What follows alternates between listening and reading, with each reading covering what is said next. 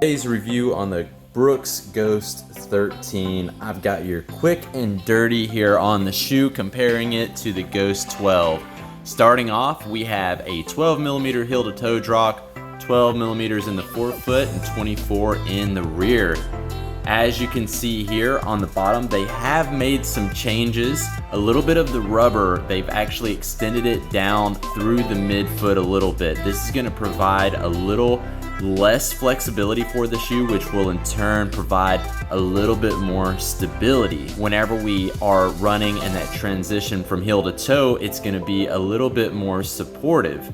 Looking at the back of the shoe, we have the same DNA loft on our outer heels, which is going to absorb shock, but they've actually made it full length on the Ghost 13.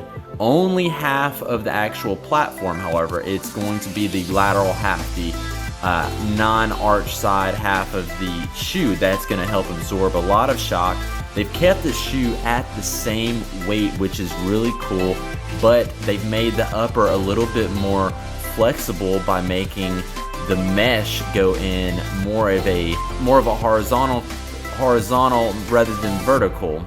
The shoes themselves are going to be very comparable other than these few changes.